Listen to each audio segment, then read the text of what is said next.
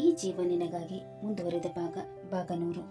ಪಾರ್ಕಿನಲ್ಲಿ ಭೇಟಿಯಾದ ಅರ್ಜುನನನ್ನು ಬೃಂದ ಅವಳ ಚಿಕ್ಕಪ್ಪನ ಮನೆಗೆ ಕರೆದುಕೊಂಡು ಹೋದಳು. ಅವಳ ಚಿಕ್ಕಮ್ಮ ಅರ್ಜುನನ ಜೊತೆ ನೇರವಾಗಿ ಬೃಂದಳ ಮದುವೆಯ ಬಗ್ಗೆ ಕೇಳಿದಾಗ ಅವನಿಗೆ ಒಂದು ಕ್ಷಣ ಶಾಕ್ ಆಯಿತು. ಆಂಟಿ, ನೀವು ಅಂದ್ಕೊಂಡಿರೋ ಹುಡುಗ ನಾನಲ್ಲ. ನಾನು ಇವಳನ್ನು ಪ್ರೀತಿ ಮಾಡೋ ಹುಡುಗ ಅಲ್ಲ. ನಾವಿಬ್ಬರು ಒಂದೇ ಆಫೀಸಲ್ಲಿ ಕೆಲಸ ಮಾಡೋದು. ಆ ಪರಿಚಯದಿಂದ ಇಲ್ಲಿ ಬಂದನೇ ಹೊರತು ಬೇರೆ ಯಾವ ಕಾರಣದಿಂದಲಲ್ಲ. ಹೌದಾ? ಬೃಂದ ಮತ್ತೆ ಈ ವಿಷಯ ನನಗೆ ಯಾಕೆ ಹೇಳಿಲ್ಲ ಅಂತ ಬೃಂದಾಳ ಕಡೆ ನೋಡಿದರು. ಅವಳು ಅವರ ಹತ್ತಿರ ಬಂದು, ಚಿಕ್ಕಮ್ಮ, ಇವರು ಬೇರೆ ಅವ್ರು ಬೇರೆ, ನೀವು ಕನ್ಫ್ಯೂಸ್ ಮಾಡ್ಕೋಬೇಡಿ. ಹೌದಾ? ನನ್ಗೆ ಗೊತ್ತಾಗಿಲ್ಲ ಬಿಡು. ನಾನೇನೋ ನೀನು ಪ್ರೀತಿ ಮಾಡೋ ಹುಡುಗ ಇವನೇ ಅಂತ ಅಂದ್ಕೊಂಡೆ. ಸಾರಿ ಕಣಪ್ಪ. ಪರವಾಗಿಲ್ಲ ಆಂಟಿ, ನಾನೇನು ಬರ್ತೀನಿ. ಅಯ್ಯೋ, ಈಗ ತಾನೇ ಬಂದಿದೀಯಾ? ಇಷ್ಟು ಬೇಗ ಹೊರಡೋದಾ? ನನ್ನ ಮಾತಿಂದ ಬೇಜಾರಾಗಿ ಹೊರಡ್ತಾ ಇದೆಯಾ? ಇಲ್ಲ ಆಂಟಿ, ಬೇಜಾರೇನಿಲ್ಲ. ನೀವೇನು ಬೇಕಂತ ಹೇಳಿಲ್ಲಲ್ವಾ? ಮನೇಲಿ ಯಾರಿಗೂ ಹೇಳದೆ ಬಂದಿದ್ದೀನಿ. ಅವ್ರು ನನ್ನನ್ನು ಹುಡುಕ್ತಾ ಇರ್ಬೋದು. ನಾನೇನು ಬರ್ತೀನಿ ಅಂತ ಹೇಳಿ ಅಲ್ಲಿಂದ ಎದ್ದು ಹೊರಗೆ ಬಂದನು. ಅವನ ಹಿಂದೆ ಬಂದ ಬೃಂದ, ಸಾರಿ ಅರ್ಜುನ್, ಚಿಕ್ಕಮ್ಮನ ಮಾತಿನಿಂದ ನಿಮಗೆ ಬೇಜಾರಾಗಿದ್ರೆ ನಾನು ನಿಮ್ಮ ಹತ್ರ ಕ್ಷಮೆ ಕೇಳ್ತೀನಿ. ಆಕ್ಚುಲಿ ಅವರು ನಿಮ್ಮನ್ನು ನಾನು ಪ್ರೀತಿಸ್ತಿರೋ ಹುಡುಗ ಅಂತ ಅಂದ್ಕೊಂಡು ಆ ರೀತಿ ಹೇಳಿದರು. I am so sorry. ಅವ್ರ ಪರವಾಗಿ ನಾನು ನಿಮ್ಮ ಹತ್ರ ಕ್ಷಮೆ ಕೇಳ್ತಾ ಇದ್ದೀನಿ. ನನಗೇನು ಬೇಜಾರಿಲ್ಲ ಬಿಡಿ. ಅವ್ರಿಗೆ ಗೊತ್ತಿಲ್ಲದೆ ಮಾತಾಡಿದ್ರು, ಅದರಲ್ಲಿ ಅವ್ರ ತಪ್ಪೇನಿದೆ? ಸರಿ, ನಾನಿನ್ನು ಬರ್ತೀನಿ. ಇರಿ, ನಾನು ಕೂಡ ನಿಮ್ಮ ಜೊತೆ ಬರ್ತೀನಿ. ನೀವಾ? ಸುಮ್ಮನೆ ನಿಮ್ಗೆ ಯಾಕೆ ತೊಂದರೆ? ನಾನು ಒಬ್ಬನೇ ಹೋಗ್ತೀನಿ. ನಿಮ್ಮ ಮೂಡ್ ಬೇರೆ ಚೆನ್ನಾಗಿಲ್ಲ ಅಂತ ಹೇಳ್ತಾ ಇದ್ದೀರಾ. ಇವತ್ತು ನಿಮ್ಮ ಮೂಡ್ ಸರಿ ಮಾಡಿನೇ ನಾನು ವಾಪಸ್ ಮನೆಗೆ ಬರೋದು. ಅಂದರೆ ನೀವೀಗ ಇಲ್ಲೇ ಇರೋದಾ? PG ಬಿಟ್ರಾ? ಇನ್ನೂ ಬಿಟ್ಟಿಲ್ಲ, ಸದ್ಯಕ್ಕೆ ಬಿಡ್ತಾ ಇದ್ದೀನಿ. ಅಲ್ಲಿ ನನ್ನವರಂತ ಯಾರೂ ಇಲ್ಲ. ಇಲ್ಲಿ ಚಿಕ್ಕಮ್ಮ ನನ್ನ ತಮ್ಮ ಇದ್ದಾರೆ. ಬೇಜಾರಾದರೆ ಮಾತಾಡಿಸಕ್ಕೆ ನೀವು ಸಿಗ್ತೀರಾ. ಇನ್ನೇನು ಬೇಕು ನನಗೆ? ಸರಿ, ನಡೀರಿ. ಈಗ ನಾನು ನಿಮ್ಮ ಮೂಡ್ ಚೇಂಜ್ ಮಾಡೋಕೆ ನಿಮ್ಮ ಜೊತೆ ಬರ್ತೀನಿ. ಯಾವ ಪಾರ್ಕಿನಿಂದ ಬಂದು ಅದೇ ಪಾರ್ಕಿಗೆ ಹೋಗೋಣ. ಅಲ್ಲಿ ಸ್ವಲ್ಪ ಹೊತ್ತು ಸುತ್ತಾಡಿ ಮನಸ್ಸು ಹಗುರ ಮಾಡ್ಕೊಳ್ಳೋಣ ಅಂತ ಹೇಳಿ ಅವನನ್ನು ಮತ್ತೆ ಪಾರ್ಕಿಗೆ ಕರೆದುಕೊಂಡು ಹೋದಳು. ಇಬ್ಬರು ವಾಕ್ ಮಾಡತೊಡಗಿದರು. ನಿಮಗೆ ನನ್ನ ಮೇಲೆ ನಂಬಿಕೆ ಇದ್ರೆ ನಿಮ್ಮ ಸಮಸ್ಯೆ ನನ್ನ ಹತ್ರ ಹೇಳ್ಕೋಬಹುದು. ಯಾರಿಗೊತ್ತು, ನನ್ನಿಂದ ನಿಮ್ಮ ಸಮಸ್ಯೆ ದೂರ ಆದರೂ ಆಗ್ಬೋದು. ಅವಳ ಮಾತಿಗೆ ಕರಗಿ ಅವನು ಅವನ ಸಮಸ್ಯೆಗಳನ್ನೆಲ್ಲ ಅವಳಿಗೆ ಹೇಳತೊಡಗಿದನು. ನಾನು ಅತ್ತೇಳನ್ನು ಪ್ರೀತಿಸ್ತಾ ಇದ್ದೀನಿ. ಅವಳು ಕೂಡ ನನ್ನನ್ನು ಪ್ರೀತಿಸ್ತಾ ಇದ್ದಾಳೆ. ಆದರೆ ನನ್ನ ಡ್ಯಾಡಿಗೆ ಆತೆ ಇಷ್ಟ ಇಲ್ಲ. ಅವಳನ್ನು ಮರೆತು ಬಿಡು ಅಂತ ಹೇಳ್ತಾ ಇದ್ದಾರೆ. ನನಗೆ ಅವಳನ್ನು ಮರೆಯೋಕ್ಕೆ ಆಗಲ್ಲ. ಏನು ಮಾಡಬೇಕಂತಲೇ ಗೊತ್ತಾಗ್ತಾ ಇಲ್ಲ. ನಿಮ್ಮ ಡ್ಯಾಡಿಗೆ ಅತ್ತೆ ಯಾಕೆ ಇಷ್ಟ ಅಲ್ಲ? ಅವ್ರ ಸ್ಟೇಟಸ್ ನಮ್ಮ ಸ್ಟೇಟಸ್ ಬೇರೆ. ಅದಕ್ಕೆ ಅದನ್ನು ಪ್ರೀತಿಸಬೇಡ ಅಂತ ಹೇಳ್ತಾ ಇದ್ದಾರೆ. ಆತೆ ಅಂದರೆ ಅವ್ರಿಗೆ ಇಷ್ಟ. ಆದರೆ ನನ್ನ ಮದುವೆ ಅವ್ರ ಜೊತೆ ಆಗೋದು ಅವ್ರಿಗೆ ಇಷ್ಟ ಇಲ್ಲ. ನೀವು ತಪ್ಪು ತಿಳ್ಕೊಳ್ಳಲ್ಲ ಅಂದರೆ ನಾನೊಂದು ಮಾತು ಹೇಳಲ್ಲ? ಹೇಳಿ, ಅದೇನಂತ? ನಿಮ್ಮ ಮತ್ತು ನಿಮ್ಮ ಫ್ಯಾಮಿಲಿ ಒಳ್ಳೇದಕ್ಕೆ ಹೇಳ್ತಾ ಇದ್ದೀನಿ. ನೀವು ಅದೇಳನ್ನು ಮರ್ತು ಬಿಡಿ. ಅವಳ ಮಾತು ಕೇಳಿ ಆಶ್ಚರ್ಯಗೊಂಡ ಅವನು ಒಂದು ಸಲ ಅವಳ ಕಡೆ ನೋಡಿದನು. ನನ್ಗೆ ಗೊತ್ತು ನಾನು ಈ ಮಾತು ನಿಮ್ಗೆ ಇಷ್ಟ ಆಗಲ್ಲ ಅಂತ. ಆದರೆ ನಿಮ್ಮ ಒಳ್ಳೇದಕ್ಕೆ ನಾನು ಈ ಮಾತು ನಿಮಗೆ ಹೇಳಲೇಬೇಕು. ಅಪ್ಪ ಅಮ್ಮನಿಗಿಂತ ದೊಡ್ಡ ಪ್ರಪಂಚ ಬೇರೊಂದಿಲ್ಲ. ಅವರು ಯಾವಾಗಲೂ ಮಕ್ಕಳ ಒಳ್ಳೆತನ ಬಯಸ್ತಾರೆ. ನಿಮ್ಮ ಡ್ಯಾಡಿಗೆ ನೀವು ಚೆನ್ನಾಗಿರ್ಬೇಕು ಅನ್ನೋ ಆಸೆ. ಅದಕ್ಕೆ ನಿಮಗೆ ಆದೇಳನ್ನು ಮರೆಯೋಕ್ಕೆ ಹೇಳ್ತಾ ಇದ್ದಾರೆ. ನನ್ನ ಪ್ರಕಾರ ನೀವು ಆದೇಳನ್ನು ಮರೆಯೋದೇ ಉತ್ತಮ. ಈಗ ನನ್ನನ್ನೇ ನೋಡಿ. ನಾನು ಒಬ್ಬರನ್ನು ಪ್ರೀತಿಸ್ತಾ ಇದ್ದೀನಿ. ಆದರೆ ಅವ್ರಿಗೆ ನಾನು ಇಷ್ಟ ಇಲ್ಲ ಅಂತ ಕಾಣಿಸುತ್ತೆ. ಆದರೂ ಅವರನ್ನೇ ಇಷ್ಟಪಡ್ತಾ ಇದ್ದೀನಿ. ಒಂದು ವೇಳೆ ಅವ್ರು ನಾನು ರಿಜೆಕ್ಟ್ ಮಾಡಿದ್ರೆ ನಾನು ಹತ್ಕೊಂಡು ಕೂರೋಳಲ್ಲ. ನನ್ನನ್ನು ಯಾರು ಪ್ರೀತಿ ಮಾಡ್ತಾರೋ ನಾನು ಅವ್ರ ಜೊತೆ ಮೂವ್ ಆಗ್ತೀನಿ. ನನಗೆ ನಿಮ್ಮ ಥರ ಇರೋಕ್ಕೆ ಬರಲ್ಲ ಬಿಡಿ. ನಾನು ಅದೇಳನ್ನು ತುಂಬಾ ಪ್ರೀತಿಸ್ತಾ ಇದ್ದೀನಿ. ಅವಳನ್ನು ಮರೆಯೋದು ಅಸಾಧ್ಯವಾದ ಕೆಲಸ. ಹಾಗಾದ್ರೆ ನೀವು ನಿಮ್ಮ ತಂದೆ ತಾಯಿನ ಮರ್ತು ಬಿಡಿ. ಮಾಮ್ ಡ್ಯಾಡನ್ನು ಮರೆಯೋಕ್ಕಾಗುತ್ತಾ? ನೀವು ಏನ್ರಿ ಮಾತಾಡ್ತಾ ಇದ್ದೀರಾ? ಅಲ್ಲ, ಆದೇಳನ್ನು ಮರೆಯೋಕ್ಕೆ ಆಗಿಲ್ಲ ಅಂದರೆ ನಿಮ್ಮ ಮಾಮ್ ಡ್ಯಾಡನ್ನು ಮರೆಯಲೇಬೇಕಲ್ವಾ? ಯಾಕಂದರೆ ನೀವೇನಾದರೂ ನಿಮ್ಮ ಮಾಮ್ ಡ್ಯಾಡ್ ವಿರುದ್ಧವಾಗಿ ಹೋಗಿ ಆದೇಳನ್ನು ಮದುವೆ ಆದರೆ ಅವ್ರನ್ನ ಕಳೆದುಕೊಳ್ಬೇಕಾಗತ್ತೆ. ಅವ್ರು ಖಂಡಿತ ಆದೇಳನ್ನು ಒಪ್ಕೊಳ್ಳಲ್ಲ. ಪ್ರೀತಿಗೋಸ್ಕರ ಹೆತ್ತು ಹೊತ್ತು ಸಾಕಿ ಸಲಹಿದ ತಂದೆ ತಾಯಿಯನ್ನು ಮರೆಯದೆ ಯಾವ ನ್ಯಾಯ? ನೀವೇ ಹೇಳಿ. ನಾನೇನು ಅವ್ರನ್ನ ಮರೆಯೋ ಮಾತು ಹೇಳ್ತಾ ಇದ್ದೀನಾ? ಹೇಳ್ತಾ ಇಲ್ಲ, ಆದ್ರೆ ನೀವು ಮಾತಾಡೋ ದಾಟಿನ ಆ ಥರ ಇದೆ ನೋಡಿ. ನೀವು ಮತ್ತು ಅದೇ ದೂರ ಆದರೆ ನನಗೇನು ಖುಷಿ ಕೊಡಲ್ಲ. ನಿಮ್ಮ ತಂದೆ ತಾಯಿಗೋಸ್ಕರ ಅವಳನ್ನು ದೂರ ಮಾಡಿ ಅಂತ ಹೇಳ್ತಾ ಇದ್ದೀನಿ ಅಷ್ಟೇ. ಅದರ ಮೇಲೆ ನಿಮ್ಮ ಇಷ್ಟ. ಆದ್ಯ ಬೇಕಾ ನಿಮ್ಮ ಮಾಮ್ ಡ್ಯಾಡ್ ಬೇಕಂತ ನೀವೇ ಡಿಸೈಡ್ ಮಾಡಿ. ನನಗೆ ಆದ್ಯಳು ಬೇಕು, ಮಾಮ್ ಡ್ಯಾಡ್ ಕೂಡ ಬೇಕು. ಒಂದು ಬೇಕು ಅಂದರೆ ಇನ್ನೊಂದನ್ನು ಕಳ್ಕೊಬೇಕಾಗುತ್ತೆ ಅರ್ಜುನ್. ಈ ಎರಡರಲ್ಲಿ ಯಾವುದು ನಿಮಗೆ ಮುಖ್ಯ ಅಂತ ನೀವೇ ಡಿಸೈಡ್ ಮಾಡಿ. ಅದೇ ಬೇಕು ಅಂತ ಹೋದರೆ ನಿಮ್ಮ ಮಾಮ್ ಡ್ಯಾಡ್ ನಿಮ್ಮಿಂದ ದೂರ ಆಗ್ತಾರೆ. ಅವರನ್ನು ದೂರ ಮಾಡೋದು ಸರಿಯಲ್ಲ ಅಂತ ನಂಗೆ ಅನ್ನಿಸ್ತಾ ಇದೆ. ಮಿಕ್ಕಿದ್ದು ನಿಮಗೆ ಬಿಟ್ಟಿದ್ದು. ನನಗೆ ಇಬ್ಬರೂ ಬೇಕು. ನಾನು ಆದ್ಯಳನ್ನು ಇಷ್ಟಪಡೋ ವಿಷಯ ಮಾಮ್ಗೆ ಗೊತ್ತು. ನಮ್ಮ ಪ್ರೀತಿ ವಿಷಯದಲ್ಲಿ ಅವ್ರಿಗೇನೂ ಅಭ್ಯಂತರ ಇಲ್ಲ. ಡ್ಯಾಡ್ಗೂ ಆದ್ಯ ಅಂದರೆ ಇಷ್ಟ, ಆದರೆ ಯಾವುದೋ ಒಂದು ಕಾರಣಕ್ಕೆ ಬೇಡ ಅಂತ ಹೇಳ್ತಾ ಇದ್ದಾರೆ. ನಾನು ಹೇಗಾದರೂ ಮಾಡಿ ಡ್ಯಾಡನ್ನು ಒಪ್ಪಿಸ್ತೀನಿ. ನೀವು ನನ್ನ ಬಗ್ಗೆ ಚಿಂತೆ ಮಾಡಬೇಡಿ. ನನ್ನ ಬಗ್ಗೆ ಕನ್ಸನ್ನು ತೋರಿಸೋದಕ್ಕೆ ಥ್ಯಾಂಕ್ಸ್. ಆದರೆ ನೀವು ಹೇಳಿದ್ರಿ ಅಂತ ನಾನು ಆದ್ಯಳನ್ನು ಮರೆಯೋಕ್ಕಾಗಲ್ಲ. ಈ ಜನ್ಮದಲ್ಲಿ ಅಂತ ಅದು ಸಾಧ್ಯ ಇಲ್ಲ. ಅವಳಿಗೆ ಏನಿದ್ರು ನನಗೋಸ್ಕರನೇ ಹುಟ್ಟಿರೋಳು. ಅವಳನ್ನು ಯಾವತ್ತೂ ನಾನು ನನ್ನಿಂದ ದೂರ ಮಾಡಲ್ಲ. ನೀವು ನನ್ನನ್ನು ತಪ್ಪು ತಿಳ್ಕೊತಾ ಇದ್ದೀರಾ. ನಿಮ್ಮ ಡ್ಯಾಡ್ಗೋಸ್ಕರ ನಾನು ನಿಮಗೆ ಆದ್ಯಳನ್ನು ಮರೆಯಿರಿ ಅಂತ ಹೇಳಿದ್ದು, ಬೇರೆ ಯಾವ ಉದ್ದೇಶದಿಂದನೂ ಅಲ್ಲ. ಇಲ್ಲಿ ಯಾರು ಯಾರನ್ನು ತಪ್ಪು ತಿಳ್ಕೊತಾ ಇಲ್ಲ ಬಿಡಿ. ನಾನು ನಿಮ್ಮನ್ನು ತಪ್ಪು ತಿಳ್ಕೊತಾ ಇಲ್ಲ, ನೀವು ಕೂಡ ನನ್ನನ್ನು ತಪ್ಪು ತಿಳ್ಕೊಬೇಡಿ.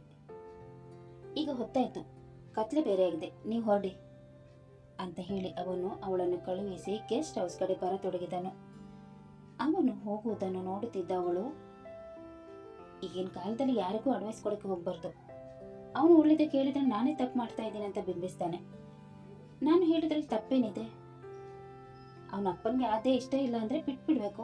ಅದನ್ನು ಬಿಟ್ಟು ಹೆತ್ತವ್ರ ವಿರುದ್ಧ ಹೋಗೋದು ಎಷ್ಟು ಸರಿ? ಅದೇ ಇಲ್ಲಾಂದ್ರೆ ಇನ್ನೊಬ್ಬಳು ಸಿಗ್ತಾಳೆ.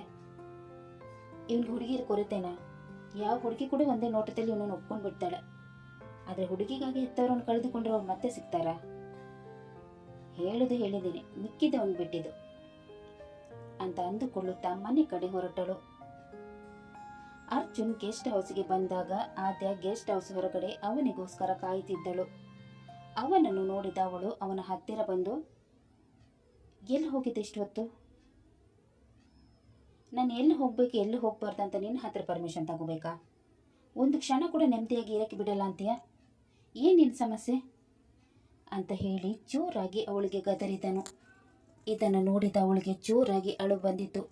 ಕಣ್ಣೀರನ್ನು ಒರೆಸಿದ ಅವಳು ಅವನ ಕಡೆ ನೋಡಿ, ನೀನು ಎಲ್ಲಿ ಹೋಗಿದೆ ಅಂತ ನಿನ್ನ ಮೇಲಿನ ಕಾಳಜಿಯಿಂದ ಕೇಳಿದೆ, ಅದಕ್ಕೆ ಯಾಕೆ ಎಷ್ಟು ಜೋರಾಗಿ ಬೈತಾ ಇದೆಯಾ? ನೀನು ನನ್ನನ್ನು ಕೇಳ್ಬಿಟ್ಟು ಹೋಗ್ಬೇಕಂತ ನಾನೆಲ್ಲಿ ಹೇಳ್ದೆ? ಅವಾಗಲೇ ಸರಿ ಇದೆ ಅಲ್ವಾ? ಇವಾಗ ನಿನ್ಗೇನಾಯ್ತು? ನಂಗೆ ಹುಚ್ಚಿ ಹಿಡಿದಿದೆ, ಅದಕ್ಕೆ ಈ ರೀತಿ ವರ್ತಿಸ್ತಾ ಇದ್ದೀನಿ. ಈಗ ನಿಂಗೆ ಖುಷಿನಾ? ನಿನಗೆ ಯಾಕೆ ಹುಚ್ಚು ಹಿಡಿಯಬೇಕು? ಬಿಡ್ತು ಅನ್ನು. ನಾನು ಅವಾಗ ಮಾಡಿದ ಕೆಲಸಕ್ಕೆ ನಿನಗೆ ನನ್ನ ಮೇಲೆ ಕೋಪನಾ? ಇನ್ಮೇಲೆ ಯಾವತ್ತೂ ಆ ಥರ ಮಾಡಲ್ಲ. ನೀನನ್ನು ಯಾವತ್ತೂ ತಪ್ಕೊಳ್ಳಲ್ಲ.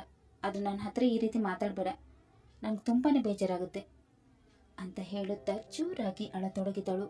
ಬಿಕ್ಕಿ ಬಿಕ್ಕಿ ಅಳುತ್ತಾ, ನನಗಿಷ್ಟ ತನಕ ಯಾರು ಕೂಡ ಇಷ್ಟು ಜೋರಾಗಿ ಬೈದಿಲ್ಲ.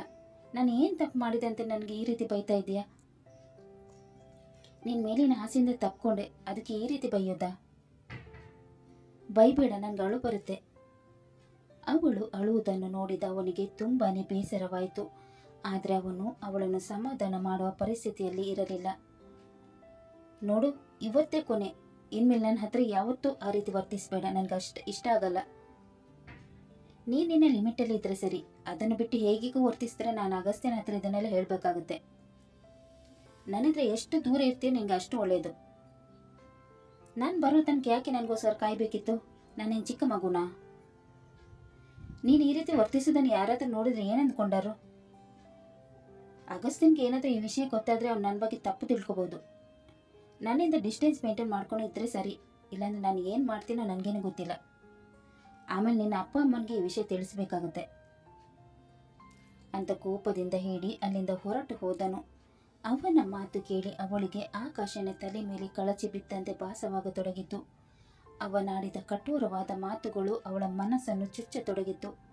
ಕಣ್ಣೀರಿನ ಅಶ್ರುಧಾರೆ ಸುರಿಯಲಾರಂಭಿಸಿತು. ದುಃಖವನ್ನು ತಡೆಯಲಾಗದೆ ಅಲ್ಲಿಂದ ಸೀದಾ ತನ್ನ ರೂಮಿಗೆ ಹೋದಳು. ರೂಮಿನ ಬಾಗಿಲು ಹಾಕಿಕೊಂಡು ಜೋರಾಗಿ ಅಳತೊಡಗಿದಳು. ಅವನಾಡಿದ ಮಾತನ್ನು ನೆನಪು ಮಾಡಿಕೊಳ್ಳುತ್ತಾ ಬಿಕ್ಕಿ ಬಿಕ್ಕಿ ಅಳತೊಡಗಿದಳು. ನನಗೇನೆ ಯಾಕೆ ಇಷ್ಟೊಂದು ನೋವು ಕೊಡ್ತಾ ಇದೆಯಾ ದೇವ್ರೆ? ನಾನು ಏನು ಅಂತ ದೊಡ್ಡ ತಪ್ಪು ಮಾಡಿದೆ ಅಂತ ನನಗೆ ಈ ರೀತಿ ಶಿಕ್ಷೆ ಕೊಡ್ತಾ ಇದೆಯಾ? ಒಂದೊಂದ್ಸಲ ನನ್ನ ಜೊತೆ ಚೆನ್ನಾಗೇ ಇರ್ತಾನೆ, ಕೆಲವೊಂದು ಟೈಮಲ್ಲಿ ನಾನು ತುಂಬಾ ನೋಯಿಸ್ತಾನೆ. ನಾನು ಏನು ತಪ್ಪು ಮಾಡಿದ್ದೀನಿ ಅಂತ ಅವ್ನು ನನ್ನ ಮನಸ್ಸನ್ನು ನೋಯಿಸ್ತಾನೆ. ನನಗೆ ತುಂಬಾ ಬೇಜಾರಾಗ್ತಾ ಇದೆ. ಮನಸ್ಸಿಗೆ ಅದನ್ನು ಒಂದು ತಡೆದುಕೊಳ್ಳೋಕ್ಕಾಗ್ತಾ ಇಲ್ಲ. ನನಗೇನು ಮಾಡಲಿ? ನನ್ನ ದುಃಖವನ್ನು ಯಾರ ಹತ್ರ ಹಂಚ್ಕೊಳ್ಳಿ? ಯಾರ ಜೊತೆ ಚೆನ್ನಾಗಿರ್ಬೇಕಂತ ಅಂದ್ಕೊಳ್ತೀನೋ ಅವನೇ ನನ್ನ ಮನಸ್ಸನ್ನು ನೋಯಿಸ್ತಾನೆ. ನನ್ನ ಮನಸ್ಸಿನ ನೋವನ್ನು ಯಾರ ಹತ್ರನೂ ಹೇಳ್ಕೊಳ್ಳಲಾಗದೆ ಒದ್ದಾಡ್ತಾ ಇದ್ದೀನಿ. ನನಗೆ ಎಷ್ಟೊಂದು ನೋವು ಕೊಡಬೇಡ ದೇವ್ರೆ, ನನಗೆ ನೋವನ್ನು ತಡೆದುಕೊಳ್ಳೋಕ್ಕಾಗಲ್ಲ ಅಂತ ಹೇಳುತ್ತಾ ಬೆಕ್ಕಿ ಬೆಕ್ಕಿ ಅಳತೊಡಗಿದಳು. ಅವಳ ನೋವು ಕೇಳಿ ಸಮಾಧಾನ ಮಾಡಲು ಯಾರು ಕೂಡ ಇರಲಿಲ್ಲ. ಒಬ್ಬಳೆ ನೋವನ್ನು ಅನುಭವಿಸುತ್ತಾ ಅಳುತ್ತಿದ್ದಳು. ಇತ್ತ ಗೆಸ್ಟ್ ಹೌಸ್ಗೆ ಬಂದ ಅರ್ಜುನ್ ರೂಮಿಗೆ ಹೋಗಿ ಬಾಗಿಲು ಹಾಕಿಕೊಂಡು ಕೈಯನ್ನು ಗೋಡೆಗೆ ಗುದ್ದುತ್ತಾ ಹತಾಶನಾಗಿ, ಏನ್ ಮಾಡಿದೆ ನಾನು? ಅಷ್ಟೊಂದು ಕಠೋರವಾಗಿ ಅವಳ ಜೊತೆ ಮಾತಾಡಬಾರ್ದಿತ್ತು. ಆದ್ರೆ ನಾನು ಏನ್ ಮಾಡ್ಲಿ? ನಾನು ಅವಳ ಜೊತೆ ಆ ರೀತಿ ಮಾತಾಡಿಲ್ಲ ಅಂದಿದ್ರೆ ಅವಳು ನನ್ನಿಂದ ದೂರ ಆಗೋಕೆ ಪ್ರಯತ್ನ ಮಾಡಲ್ಲ. ಒಂದ್ಸಲ ಡ್ಯಾಡ್ ಜೊತೆ ಕೂತು ಮಾತಾಡ್ತೀನಿ. ಅವ್ರು ಒಪ್ಪಿಲ್ಲ ಅಂದ್ರೆ ನಾನು ಅದ್ದಳಿಂದ ದೂರ ಇರಲೇಬೇಕಾಗುತ್ತೆ. ಸುಮ್ಮನೆ ಬಾಯಲ್ಲಿ ಹೇಳಿದ್ರೆ ಅವಳು ನನ್ನಿಂದ ದೂರ ಆಗಲ್ಲ. ಅವಳ ಮನಸ್ಸು ನೋಯಿಸ್ಬೇಕು, ಆಗ್ಲೇ ಅವಳು ನನ್ನಿಂದ ದೂರ ಆಗೋಕೆ ಸಾಧ್ಯ. ಈಗಲೇ ಅವಳಿಂದ ಡಿಸ್ಟೆನ್ಸ್ ಮೇಂಟೈನ್ ಮಾಡಬೇಕು, ಇಲ್ಲಾಂದ್ರೆ ಅವಳು ನನ್ನನ್ನು ತುಂಬಾನೇ ಹಚ್ಕೊಂಡ್ರೆ ಕಷ್ಟ. ಡ್ಯಾಡ್ ಜೊತೆ ಮಾತಾಡಿದ್ರು ಅವ್ರು ಒಪ್ಪು ಹಾಗೆ ಕಾಣ್ತಾ ಇಲ್ಲ. ಯಾಕಂದ್ರೆ ಇವತ್ತು ಮಾತಾಡಿದ ರೀತಿ ನೋಡ್ತಾರೆ ಅವ್ರು ಖಂಡಿತವಾಗ್ಲೂ ಅದ್ದಳನ್ನು ಒಪ್ಕೊಳ್ಳಲ್ಲ. ನಾನು ನನ್ನ ಮನಸ್ಸಿಗೆ ಕಡುವನ್ನು ಹಾಕಿ ಒಂದು ದೃಢವಾದ ನಿರ್ಧಾರವನ್ನು ತೆಗೆದುಕೊಳ್ಬೇಕು. ನಾನು ಅವಳಿಂದ ಈಗಲೇ ದೂರ ಆಗೋಕೆ ಪ್ರಯತ್ನಿಸಿದರೆ ಅವಳಿಗೆ ಸ್ವಲ್ಪ ನೋವಾಗ್ಬೋದು. ಅವಳು ನಾನು ತುಂಬಾ ಹಚ್ಕೊಂಡ ಮೇಲೆ ಅವಳಿಂದ ದೂರ ಆಗೋಕೆ ಹೋದ್ರೆ ಅವಳ ಹೃದಯನ ಒಡೆದು ಹೋಗ್ಬೋದು. ಈಗ ಅವಳಿಗೆ ಸ್ವಲ್ಪ ನೋವಾದ್ರೂ ಪರವಾಗಿಲ್ಲ, ಆದ್ರೆ ಅವಳು ಜಾಸ್ತಿ ನೋವು ಅನುಭವಿಸಬಾರ್ದು. ನನ್ನಿಂದ ದೂರ ಇರು ಅಂತ ಹೇಳಿದ್ರೆ ಅವಳು ಕೇಳಲ್ಲ. ಏನಾದ್ರೂ ಮಾಡಿ ಅವಳು ನನ್ನಿಂದ ದೂರ ಮಾಡಬೇಕು. ನನ್ಗೆ ಆತ ಹೇಳಬೇಕು, ಡ್ಯಾಡ್ ಕೊಡಬೇಕು. ಆದ್ರೆ ಇವರಿಬ್ಬರಲ್ಲಿ ಯಾರನ್ನಾದ್ರೂ ಒಬ್ಬರನ್ನ ಚೂಸ್ ಮಾಡಕ್ಕೆ ಹೇಳಿದ್ರೆ ನನ್ನ ಡ್ಯಾಡನ್ನೇ ಚೂಸ್ ಮಾಡೋದು. ಯಾಕಂದ್ರೆ ಅವ್ರು ನನಗೆ ಜೀವ ಕೊಟ್ಟಿದ್ದಾರೆ. ಪ್ರೀತಿಗೋಸ್ಕರ ಜೀವ ಕೊಟ್ಟವರನ್ನು ದೂರ ಮಾಡೋ ಕಟುಕ ನಾನಾಗಲ್ಲ. ನನ್ನ ಪ್ರೀತಿ, ನನ್ನ ಖುಷಿನ ನಾನು ನನ್ನ ಡ್ಯಾಡಿಗೋಸ್ಕರ ತ್ಯಾಗ ಮಾಡಬೇಕು. ನನಗೆ ಕ್ಷಮಿಸ್ಬಿಡು ಆದ್ಯ. ನನ್ನಿಂದ ನಿಂಗೆ ಯಾವತ್ತೂ ಖುಷಿ ಸಿಗಲ್ಲ. ನೀನು ನನ್ನಿಂದ ದೂರ ಆಗಲೇಬೇಕು ಅಂತ ಹೇಳುತ್ತಾ ಭಾರವಾದ ಮನಸ್ಸಿನಿಂದ ಸೋಫಾಗೆ ಹೊರಗೆ ನೋವು ಅನುಭವಿಸತೊಡಗಿದನು. ಕತೆ ಮುಂದುವರಿಯಿತು. ಅರ್ಜುನ್ ಆದ್ಯಾಳಿಂದ ದೂರ ಆಗಲು ಏನು ಮಾಡಲು ಹೊರಟಿದ್ದಾನೆ ಅನ್ನೋದನ್ನು ತಿಳಿಯಲು ಮುಂದಿನ ಸಂಚಿಕೆಯಾಗಿ ಕಾಯೋಣ. ಅಲ್ಲಿ ತನಕ ಈ ಕತೆ ನಿಮಗೆ ಇಷ್ಟವಾದಲ್ಲಿ ಲೈಕ್ ಮಾಡಿ, ಶೇರ್ ಮಾಡಿ ಮತ್ತು ಸಬ್ಸ್ಕ್ರೈಬ್ ಮಾಡೋದನ್ನು ಮಾತ್ರ ಮರಿಬೇಡಿ. ಹಾಗೆ ಕತೆ ಹೇಗಿದೆ ಅಂತ ಕಮೆಂಟ್ ಬಾಕ್ಸಲ್ಲಿ ತಿಳಿಸಿ. ಧನ್ಯವಾದಗಳು.